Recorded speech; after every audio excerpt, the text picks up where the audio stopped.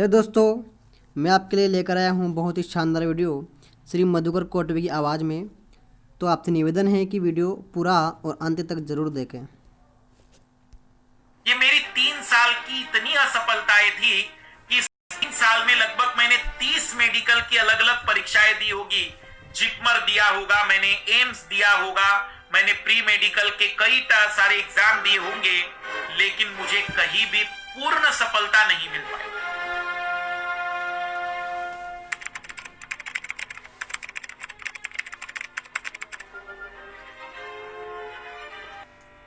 मैं एक छोटा सा अपना एक अनुभव फिर आप लोगों के साथ शेयर कर रहा हूं कि मैं आपको बताऊं कि मैंने कहां कहां असफलताएं देखी है, कहां कहां मैंने असफलताओं को देखा है।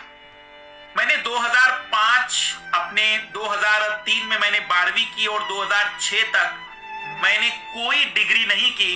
इन 3 वर्षों के बाद मैं 12वीं से लेकर केवल कॉम्पिटिटिव एग्जाम, उस जमाने में हमारे मध्य प्रदेश की एग्जाम होती थी पीएमटी, उसकी तैयारी कर रहा था। मेरे पहले अटेम्प्ट में 200 में से 142 मार्क्स आए थे। चयन के बहुत दूर था मैं।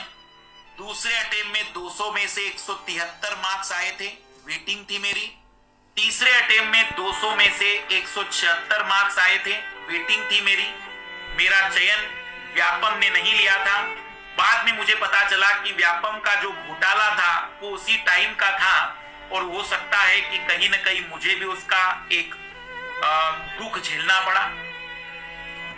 फिर मैंने वर्धा की एक मेडिकल एग्जाम होती है, उस वर्धा की मेडिकल एग्जाम में मैंने इतने मार्क्स लाए थे फिजिक्स, केमिस्ट्री, बायोलॉजी में कि मैं ऑल इंडिया 3rd रैंक पर था। लेकिन उसमें गांधीयन थॉट्स का पेपर होता है जिसमें 60 में से 24 नंबर लाने जरूरी होते थे और उसमें मेरे केवल 22 नंबर आए थे और 2 नंबर के कारण मुझे मेडिकल कॉलेज नहीं मिल पाया। ये मेरी 3 साल की इतनी असफलताएं थी कि इस 3 साल में लगभग मैंने 30 मेडिकल की अलग अलग परीक्षाएं दी होगी। जिपमर दिया होगा, मैंने एम्स दिया होगा, मैंने प्री मेडिकल के कई सारे एग्जाम दिए होंगे, लेकिन मुझे कहीं भी पूर्ण सफलता नहीं मिल पाई। फाइनली जब मैंने सब कुछ निर्णय छोड़ा तो 2006, 3 वर्ष के बाद मैंने अपना साधारण सा ग्रेजुएशन शुरू करके नौकरी की शुरुआत कर दी थी। पर असफलताओं ने मेरा पीछा वहां भी नहीं छोड़ा। मैं एमबीए करना चाह रहा था और इसके लिए मैंने कैट, एटमा, मैट ऐसी लगभग 1 साल में 40 परीक्षाएं दी होगी। कैट में, मैथ्स में मेरे 100 परसेंटाइल थे, रीजनिंग में मेरे 100 परसेंटाइल थे और इंग्लिश में केवल 72 परसेंटाइल थे।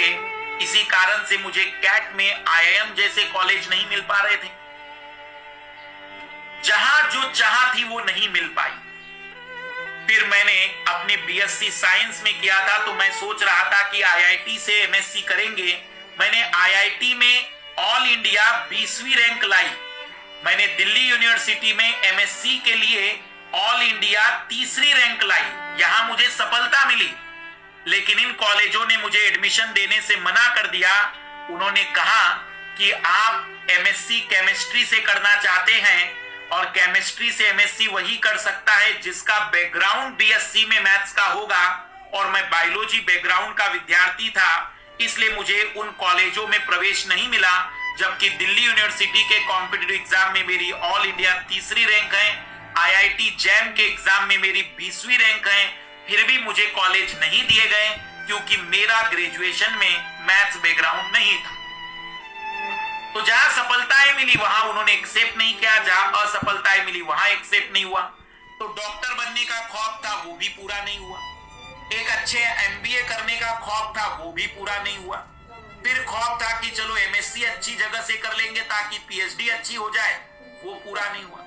आईएएस की एग्जाम में एग्जाम दिया तो पहले अटेम्प्ट में कुछ नंबरों से रह गए और जब हमने आखिरी अटेम्प्ट हमारा दिया था 2013 में तो वहां पर एक्सीडेंटली हमारे इंग्लिश के पेपर में उन्होंने हमें 1 नंबर से फेल कर दिया। 75 की जगह 74 आए और हमारे पेपर ही चेक नहीं करवाए गए क्योंकि अगर कंपलसरी पेपर नहीं होता है तो उसमें फिर वो आगे के पेपर चेक नहीं करते हैं।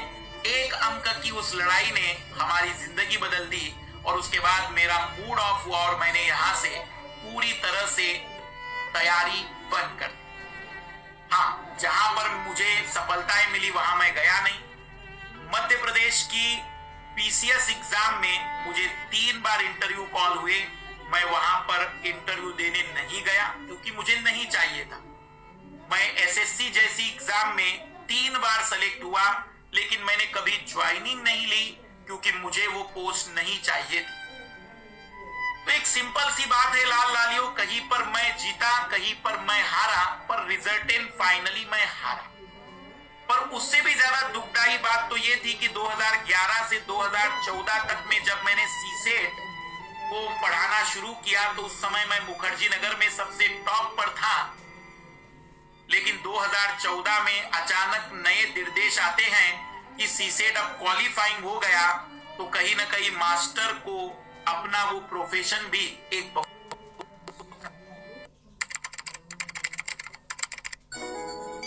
तो मैं आपको ये बात क्यों बता रहा हूं, मैं ये सारी कहानी उन सभी लाल लालियों को समर्पित कर रहा हूं जो अपने तैयारी की शुरुआत कर रहे हैं। ये वो सारी बातें मैं उन लाल लालियों को बताने की कोशिश कर रहा हूं जो कई बार हारे हैं, कई बार उन्होंने असफलताओं को देखा है और उन असफलताओं के बाद समाज के ताने और बंधनों को भी झेला है।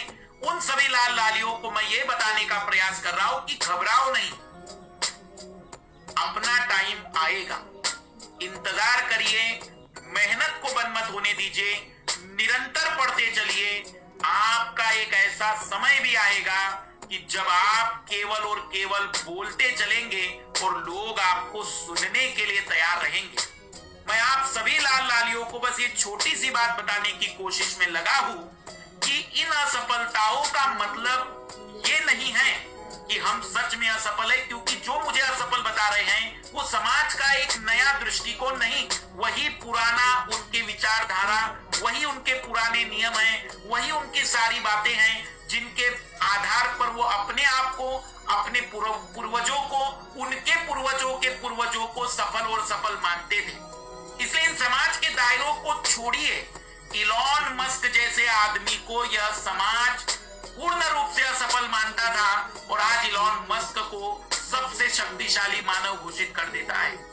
मैं आप सभी लाल लाली जो 21, 22, 23 की तैयारी के लिए उतरना चाहते हैं, मैं आप सभी लाल लालियों को बताना चाहूंगा कि सफलता और असफलताओं से घबराना नहीं।